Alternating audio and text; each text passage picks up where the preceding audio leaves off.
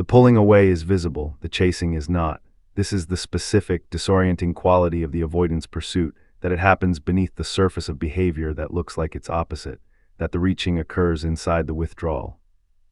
That the wanting expresses itself through channels that are so indirect, so carefully constructed for deniability, that the person being chased can spend significant time wondering whether they are being thought of at all. They are being thought of, consistently. In the specific, involuntary, refuses to be scheduled way that genuine attachment always produces thinking about a specific person. Not with the clean, romantic quality of someone who has acknowledged what they feel and is consciously directing their attention. With the specific, unmanaged, arrives before the morning routine quality of someone whose interior has claimed another person and cannot fully contain the claiming within the preferred configuration of not needing anyone. The pulling away and the chasing are not opposites in the avoidance experience, are simultaneous. Are the honest parallel expression of two genuine interior realities running at the same time, the system's requirement for distance and the love's requirement for proximity, neither of which has fully resolved the other and both of which are finding expression in behavior that looks, from the outside, like only one of them. What secret chasing actually looks like. The avoidant does not chase in the recognizable form, does not pursue with the specific, announced, "I am moving toward you" quality that the word chasing ordinarily implies. The pursuit is built into the architecture of the withdrawal itself, expressed through the specific quality of how the distance is maintained rather than through any direct movement toward the person being chased. The first form it takes is the checking. The avoidant who is pulling away is also, simultaneously, monitoring. Not with the anxious, compulsive quality of someone who is afraid of what they will find, with the specific, quiet, deniable quality of someone who needs to know that the person they are withdrawing from is still there, that the withdrawal has not produced a permanent change in the landscape, that the connection, however managed to a safer distance, has not been entirely severed by the management. This checking is not always conscious, is often the background operation of a system that has withdrawn from active contact but has not withdrawn from the orientation that genuine attachment produces. The awareness of you is maintained. The peripheral monitoring of whatever information is available continues. The need to know that you are present, even at the managed distance, persists even when the active contact that would ordinarily satisfy that need has been reduced. The second form is the maintenance of connection through indirect channels. The avoidant who has pulled back from direct contact often maintains a thread through indirect means, the mutual connection who is kept warm. The awareness of your life that is sustained through whatever peripheral information is available. The specific, quiet, nobody would call this chasing maintenance of a thread that could, if the distance were reduced, become direct contact again. This maintenance is the avoidant refusing to fully close the door. Is the withdrawal being implemented while simultaneously something in the interior refuses to implement it completely? Is the chasing expressing itself as the specific reluctance to make the distance final, to take the steps that would convert the temporary preferred configuration into a permanent severance? The chase embedded in the return. The most honest form of the avoidant secret chasing is the return. The specific, against the system's preference, cannot be explained by anything other than the interior requiring it return that happens after the distance has run its course. The system prefers maintained distance, has recommended it, implemented it, experienced the familiar relief of it. And then something, the gray, the specific missing, the failed replacement, the honest accounting that the distance produces when it has run long enough, overrides the system's preference and produces the reaching that the system was specifically trying to prevent. That reaching is the chase made visible. Is the interior's requirement for proximity finally louder than the system's requirement for distance? Is the love, which has been present throughout the withdrawal, finding the only direct expression it was going to permit? The reaching arrives in the avoidance available form, oblique, deniable, structured so that retreat remains possible if the vulnerability of reaching turns out to be more than the system can sustain. But it is the chase, has been building throughout the withdrawal, is the culmination of the secret pursuit that the pulling away was always running alongside. What the secret chasing tells you. The avoidant is chasing you even when they pull away. The withdrawal and the pursuit are simultaneous. The distance is maintained and the orientation toward you persists beneath the distance in the specific, involuntary, genuine attachment produces this way that real claiming always produces. This is worth knowing clearly. Is worth receiving without the inflation that hope produces or the deflation that the withdrawal's surface produces. The chasing is real, is the honest expression of an interior that has claimed you and cannot fully contain the claiming, even while the system implements the distance that the claiming makes frightening. And the chasing, however real, is not the same as the choosing. Is not the avoidant having developed the sustained, daily behavioral capacity to be genuinely present in your life in the consistent form that genuine relationship requires? Is the love finding its permitted expressions within the constraints of a system that has not yet been addressed at the level where the system actually lives? The secret chasing tells you the interior is present, is oriented toward you, has not and is not successfully moving past you in the way that the withdrawal's surface suggests. It does not tell you that the interior's orientation has converted into the behavioral availability that your life requires. It does not tell you that what is being secretly expressed in the withdrawal will become openly expressed in the presence. It does not tell you that the chase, however real, will produce the sustained, consistent, ordinary hours showing up that genuine companionship consists of. Both things deserve to be known clearly. The chasing is real. The gap between secret chasing and genuine choosing is also real. And knowing both, holding both without resolving one into the other, is the most honest position available for navigating everything that the avoidant's secret pursuit actually means. The chase that lives in the timing. The avoidant who has pulled away maintains a specific relationship to time that reveals the chasing beneath the withdrawal. The timing of their contact, when it comes, after how long, in response to what internal accumulation, is not random. Is not the casual, unconsidered timing of someone who happened to think of you at a particular moment.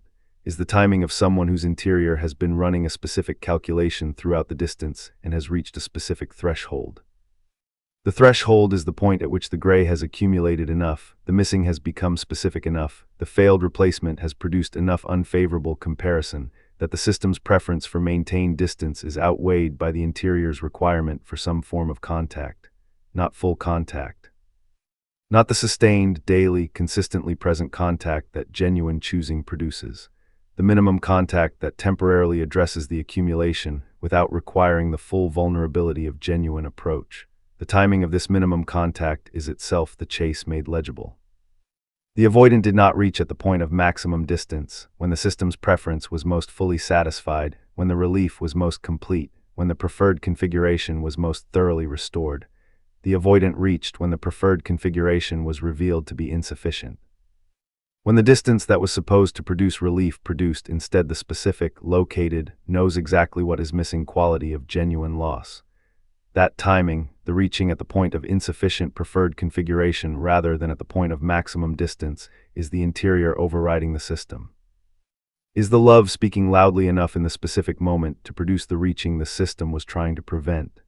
Is the chase expressing itself through the specific timing of the contact rather than through any direct acknowledgement of what the timing reveals? Reading the timing accurately, not with the hopeful interpretation that converts any contact into evidence of imminent readiness, but with the honest, grounded assessment of what the timing actually communicates about what is happening in the interior, is one of the more useful skills available in navigating this dynamic. The timing says, the distance is not sustainable at full implementation. The preferred configuration is insufficient. The interior is requiring something, however minimum, that the system's preference for distance was not providing. The timing does not say, the system has been addressed, the pattern has changed. The distance will not be re-implemented when the minimum contact has temporarily addressed the accumulation. Both of those things, held honestly together, constitute what the timing actually communicates. The chase in the quality of their attention when contact returns. When the avoidant makes contact after a period of withdrawal, when the timing threshold has been reached and the reaching happens, the quality of that contact reveals more than the fact of it. The contact of someone who is chasing while pulling away has a specific quality that distinguishes it from casual, unmotivated contact. It is warmer than the situation strictly requires, carries more genuine attention than the surface content of the contact would necessitate. Has a specific, slight quality of making up for something beneath its surface, not as a deliberate transaction, but as the honest, nonverbal expression of someone whose interior knows that the distance has cost something and is attempting, without fully acknowledging the attempt, to partially address the cost. The avoidant who is secretly chasing does not make contact with the flat, neutral quality of someone who simply happened to reach out for no particular reason. Even when the contact is constructed to appear casual, even when the surface content is entirely ordinary, the quality beneath the ordinary carries the weight of everything that produced the reaching. the accumulated gray. The specific missing, the interior that was running its calculation throughout the distance and has arrived at the threshold. That weight is present in the warmth that is slightly fuller than casual contact typically carries, in the attention that is more specific than the situation requires.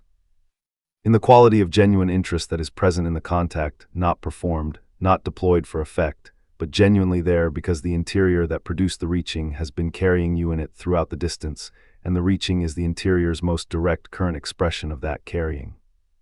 The chase that happens through other people.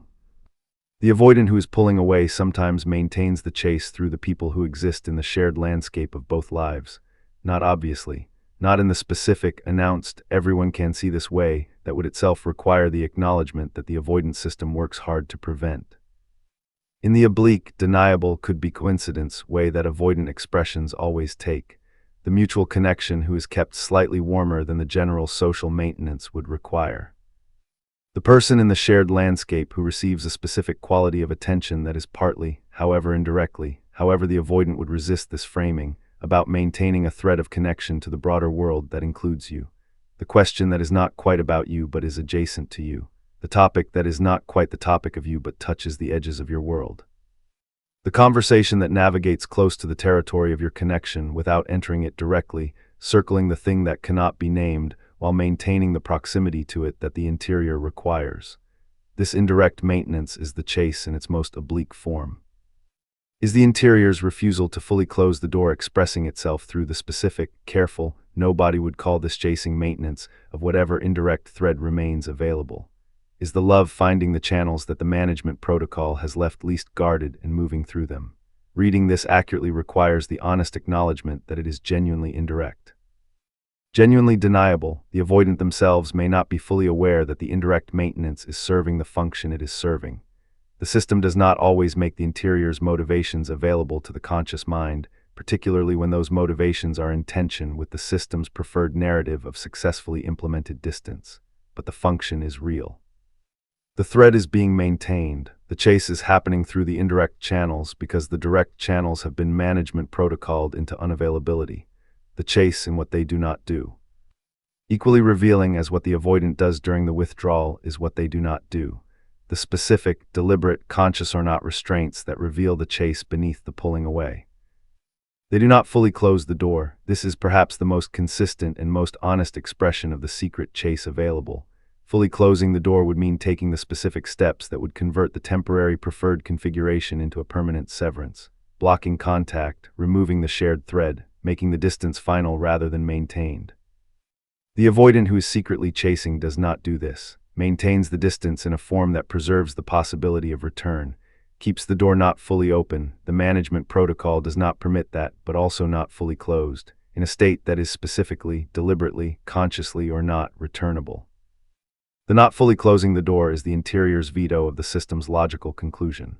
If the distance is genuinely preferred, if the connection is genuinely insufficient, if the leaving was genuinely clarity rather than fear, then closing the door fully would be the natural, consistent, logical next step. The not closing is the interior refusing that step. Is the love overriding the system's preference at the specific point where the system's preference would produce something genuinely irreversible? They do not replace you. This has been described throughout this body of work and deserves to be understood here as one of the most honest forms of the secret chase. The avoidant who has pulled away and is simultaneously chasing does not replace you with genuine equivalence, does not find in the general landscape of subsequent connection the specific thing that your presence produced, does not arrive at the genuine, settled, this is as good quality of someone who has successfully moved past a connection that was genuinely insufficient. The not replacing is the chase's most persistent and most honest expression, is the interior's ongoing refusal to accept the general as an adequate substitute for the specific. Is the love maintaining its specificity, its particular, located, knows exactly what it is directed at quality, throughout the distance in a way that prevents the successful implementation of the management protocol's recommended resolution. They do not stop thinking about you. The thinking has been described throughout this conversation. The specific, involuntary, arrives before the morning routine quality of genuine attachment producing persistent thinking about a specific person. The not stopping is itself the chase in its most interior form, is the love refusing to become historical, refusing to recede into the vague residue of someone who was once significant. Remaining specific, particular, current feeling in the unguarded moments, in the reminders, in the comparison that keeps returning the unflattering result throughout the distance. The specific forms the chase takes over extended distance. When the distance extends beyond the initial period, when the avoidant has maintained the preferred configuration for months rather than weeks, the chasing does not diminish. Changes form, becomes more patient, more embedded in the management of the distance itself, less immediately recognizable as pursuit. The extended chase lives in the specific quality of maintained awareness. The avoidant who has been in extended distance from someone they love maintains a specific, quiet, below-the-surface awareness of that person's life that is different from the awareness maintained of people who have not been claimed, not obsessive.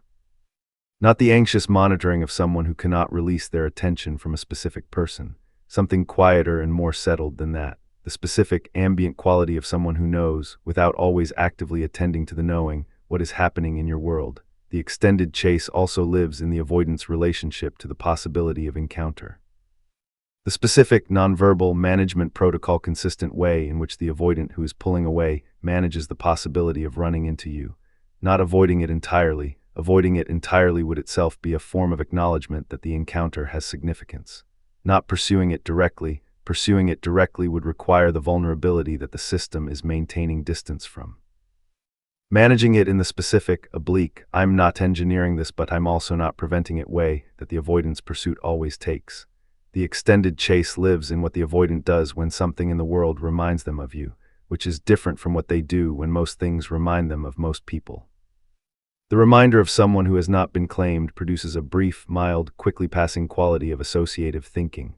The reminder of you produces something more specific, more complete, more current feeling, more requiring of active management to process back into the distance where the system is attempting to keep you. That active management, the specific, effortful, this requires something quality of processing the reminder back into manageable territory, is itself the evidence of the chase. Is the interior resisting the management? Is the love maintaining its specificity against the system's effort to convert it into something more general and therefore more manageable? Why the avoidant cannot simply stop chasing. The secret chasing is not voluntary, is not the result of a decision to pursue while withdrawing, is the honest, involuntary, cannot be managed away expression of genuine attachment that has not been resolved by the distance. The avoidant cannot simply stop chasing because the chasing is not being produced by a decision that could be countermanded by a different decision. Is being produced by the nervous system's response to genuine claiming, the specific, embodied, precognitive quality of being genuinely attached to a specific person in a way that the system's management tools cannot fully address. The management tools address the behavioral level, can prevent direct contact, can maintain the physical and temporal distance that the system recommends, can construct the narrative that makes the distance feel like clarity rather than fear, can implement with considerable efficiency the preferred configuration of managed distance and self-sufficient independence. What the management tools cannot do is address the interior level, cannot prevent the thinking, cannot prevent the specific missing, cannot prevent the comparison that keeps returning the unflattering result, cannot prevent the gray, cannot prevent the return that eventually happens when all of these things have accumulated enough to override the system's preference.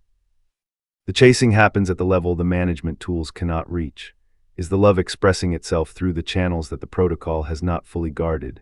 Is the interior running its own program, the program of genuine attachment, of specific claiming, of the love that refuses to stop beneath and alongside the system's program of managed distance?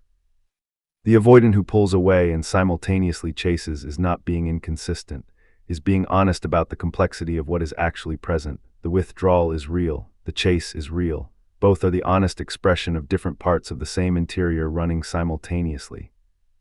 What the secret chasing costs the avoidant. The chasing that happens beneath the withdrawal has a cost that is rarely acknowledged because it is interior and invisible and not available to anyone outside the avoidant's private experience. The cost is the specific, sustained, resource-consuming effort of managing the chase while implementing the withdrawal, of maintaining the distance at the behavioral level while the interior is running its pursuit beneath the distance, of keeping the management protocol operational in territory where the protocol is being consistently resisted from the inside. The avoidant who is secretly chasing is expending genuine resources on the maintenance of this dual operation.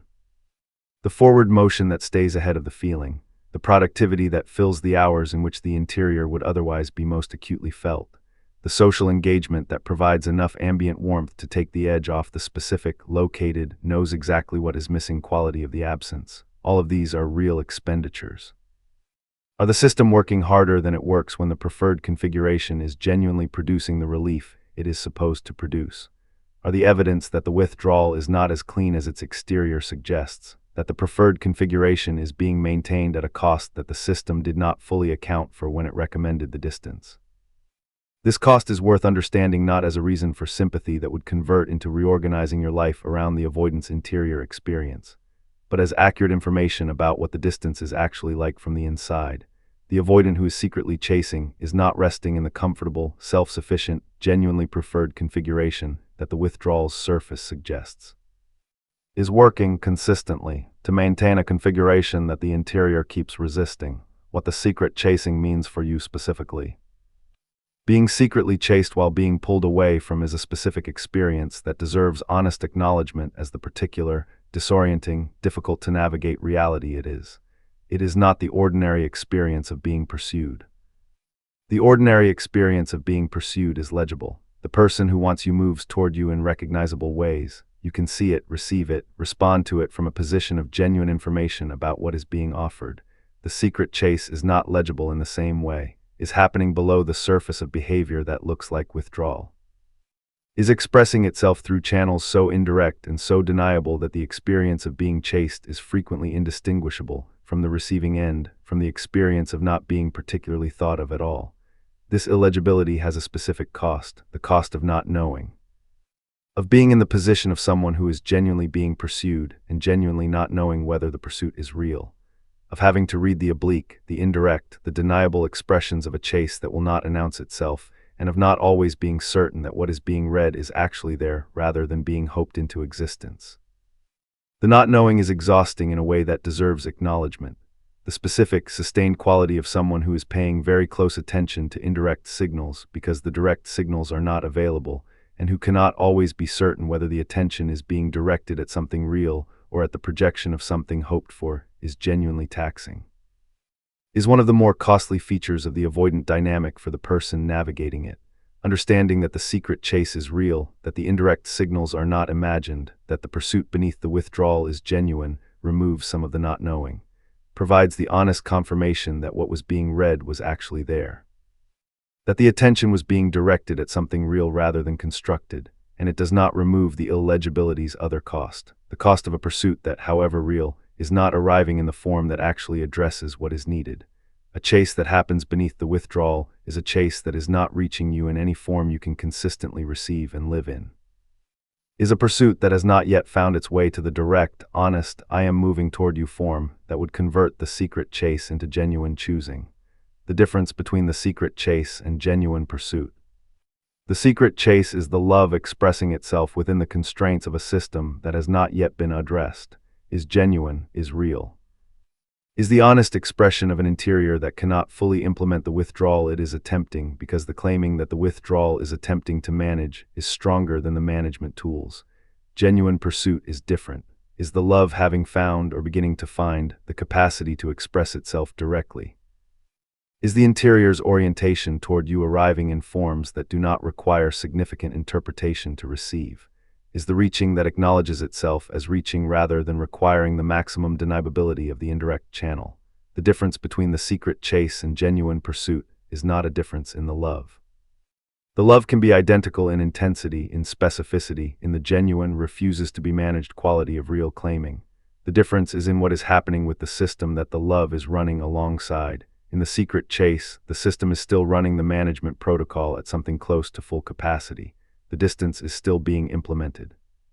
The narrative is still being maintained. The preferred configuration is still being pursued even as the interior resists it from beneath. The love is real and is being consistently managed. In genuine pursuit, something has shifted in the system's operation. The management protocol is being engaged with rather than simply run. The distance is being chosen less automatically and questioned more honestly. The narrative is being examined rather than reinforced. The love is real and is being allowed, with whatever difficulty, to find more direct expression. That shift from the love being managed to the love being allowed is the difference between the secret chase and genuine pursuit. And it is the shift that only the avoidant can produce, cannot be produced by your patience, your understanding, your willingness to read the indirect signals and receive them as the love they actually contain. The secret chase is theirs, the shift to genuine pursuit is also theirs, and your life, your actual, present, genuinely available life is yours, to be inhabited fully. Not in waiting for the secret chase to convert into something more direct, in the genuine, complete, nothing held in reserve occupation of the existence that is available to you right now. That occupation is not the giving up of the love that is real, is the honest, grounded, self-respecting recognition that your life deserves your full presence. Regardless of what the secret chase is or is not on the way to becoming, reading the avoidance nonverbal love accurately is genuinely valuable. It removes the corrosive doubt that the avoidant dynamic reliably installs, the doubt about whether the connection was mutual, whether the feeling was one-sided, whether the certainty you felt about what was there was accurate or wishful. The nonverbal expressions, read clearly and honestly, answer those questions. The love is real. The claiming happened. The interior contains what you understood it to contain. And reading the nonverbal expressions accurately also means reading what they do not say. They do not say that the love is enough by itself to produce the relationship you need. They do not say that the interior claiming will find its way to consistent behavioral expression without significant work on the avoidance part. They do not say that what is present in the unguarded moments, the remembered details, the oriented presence, the return against the system's preference, will become the consistent, daily, shows up in ordinary hours reality of being genuinely accompanied. The nonverbal expressions tell you what is in the interior. They are not a map of what is coming, are not a promise of what the interior will eventually produce, are simply the honest, current, this is, what is actually their picture of an interior that loves you and has not yet developed the full capacity to sustain that love in the form a genuine relationship requires. Holding that picture clearly without inflating it into more than it currently is, without deflating it into less than it genuinely is the most honest position available. The love is real. The capacity to sustain it in the form you need is not yet fully developed. Both of those things are true, and both deserve to be held without the pressure to resolve one into the other. What you do with that honest picture is the question that the nonverbal expressions cannot answer for you, whether the love being real is sufficient reason to remain available while the capacity develops, whether the nonverbal expressions, however genuine, are enough to constitute the connection your life requires. Whether the interior claiming, however honestly expressed in these small and oblique ways, is a foundation worth waiting on or a reality worth honoring while also genuinely moving toward what is more consistently available. These are questions that belong entirely to you, that require your genuine, honest, for your own sake engagement rather than any framework about avoidant psychology. That are answered not by understanding what the nonverbal expressions reveal about their interior, but by honest attention to what your own interior knows about what your life actually needs. The avoidant reveals the love without saying a word. That is real. That is worth knowing clearly and receiving honestly. And your life, the actual, present, genuinely available life that exists independently of what is being silently revealed, is also real, is worth attending to with the same quality of genuine, patient, honest attention that you have been bringing to reading what is being shown without words. Both things deserve your attention. Only one of them is completely yours. The gap between knowing and living. There is a specific gap that opens up when you understand something clearly, but are not yet living in accordance with what the understanding reveals. You understand the avoidance nonverbal love accurately. You can read the specific quality of their attention, the oriented presence, the return against the system's preference, the real that keeps finding its way through the management protocol. You understand what these things mean and what they reveal about the interior and how they constitute genuine evidence of genuine claiming. And you are also in the specific, practical, shows up in your daily hours reality of your actual life, not receiving what you actually need from this connection. The love is real in their interior. The love is not consistently present in your daily life in the form that daily life requires. The gap between those two things, between what is genuinely in their interior and what is actually available to you, is real and has real costs that understanding the nonverbal expressions does not resolve. This gap deserves honest acknowledgement because it is where the most significant decision-making in this dynamic lives, not the decision about whether the love is real, it is. Not the decision about whether the claiming happened, it did. The decision about what to do with the gap between what is real in their interior and what is available in your life. That decision is not made by understanding the psychology more thoroughly, is not resolved by more accurate reading of the nonverbal expressions. Is made by honest, clear-eyed, for your own sake engagement with what your life actually requires and whether what is currently available to you is adequate to that requirement. What your life actually requires. Not what you have been accepting, not what the dynamic has trained you to believe is reasonable to expect. What you actually genuinely, in the honest interior of your own experience, require from intimate connection. Most people who have spent significant time in an avoidant dynamic have, without fully noticing, gradually adjusted their expectations downward, have learned to find the nonverbal expressions sufficient where they once knew they were not. Have learned to treat the glimpses of genuine presence as enough where they once understood that glimpses are not the same as consistent availability. Have learned to find meaning in the small expressions of interior love where they once knew that interior love, however genuine, is not the same as the daily, present, shows up in ordinary hours love that a life actually requires. This adjustment is understandable, is the natural, adaptive response of someone who genuinely loves a person and has been learning what that person is currently capable of offering. Has been calibrating expectations to what is available because the alternative, maintaining the full knowledge of what you require against the sustained evidence that it is not being provided, is painful in a way that calibration temporarily reduces. But the calibration is not neutral, has a cost that accumulates quietly. The cost of living at a level of intimate connection that is below what you actually require, of finding acceptable what is not genuinely sufficient, of treating the nonverbal expressions of interior love as adequate substitution for the consistent, present, verbal and behavioral love that genuine intimacy actually consists of. What your life actually requires is worth knowing clearly. Not as a standard to impose on the avoidant, as the honest benchmark against which to assess whether what is currently available to you is genuinely serving your life, or whether the gap between what is required and what is available has been quietly accepted as the terms of the connection. The difference between honoring what was real and organizing around it. The love was real. The nonverbal expressions were genuine. The claiming happened and the interior contains what you understood it to contain. All of that deserves to be honored, deserves the specific, honest, clear-eyed acknowledgement of something that was real and mattered and was not alone in what it felt. Honoring what was real is different from organizing your present life around it. Honoring what was real means receiving the accurate picture clearly, allowing the grief to be honest because the loss was real, releasing the self-doubt that the dynamic installed, the doubt about whether your perception was accurate, whether the love was mutual, whether you were alone in what you felt. These things deserve honest resolution, and the accurate reading of the nonverbal expressions provides it. Organizing around it means something different, means treating the realness of the past connection as the primary reason for the present orientation. Means allowing the knowledge of what the avoidance interior contains to be the organizing principle of your attention and your hope and the specific allocation of your emotional investment. Means living in the present with your primary orientation toward a love that is real in their interior and not consistently present in your daily life. Those two things, honoring what was real and organizing around it, are different. The first is honest and necessary and allows the grief and the clarity and the accurate understanding of what the connection was. The second is costly in ways that are worth examining honestly. Is the continuation of an orientation that the dynamic installed and that genuine forward motion requires genuinely releasing. Releasing it does not mean releasing the love. The love does not require management, does not need to be turned off or processed into indifference as a condition of forward motion. Can remain as what it is, genuine, real, belonging to a connection that was significant, while the organizing principle of daily life shifts to what is actually available rather than to what is present in someone else's interior. That shift from organizing around the avoidance interior love to genuinely inhabiting the life that is actually yours is the most important thing available.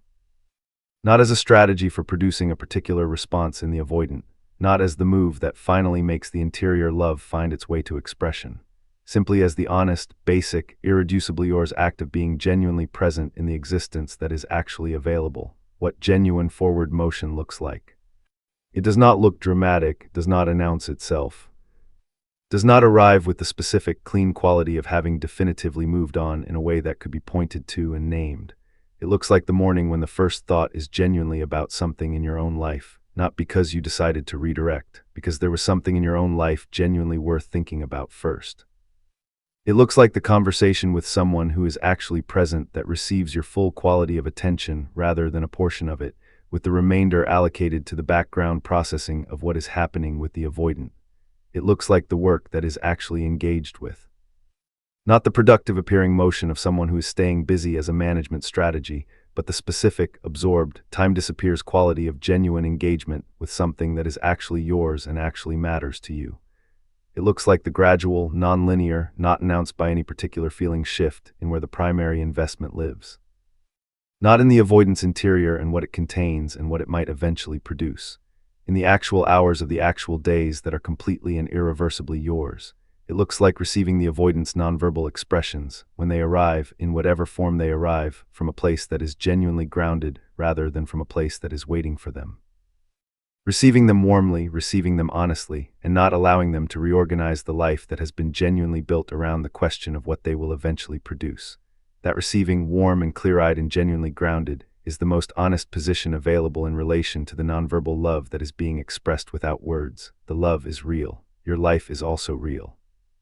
And your life, the actual, present, genuinely inhabitable life that is completely yours, deserves to be the primary subject of your primary attention, not instead of acknowledging what the nonverbal expressions reveal, alongside it.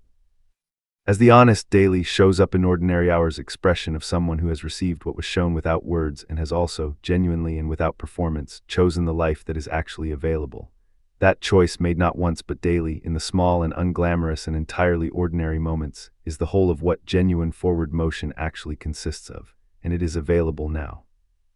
In this specific moment, in the life that is completely, irreversibly, without exception yours.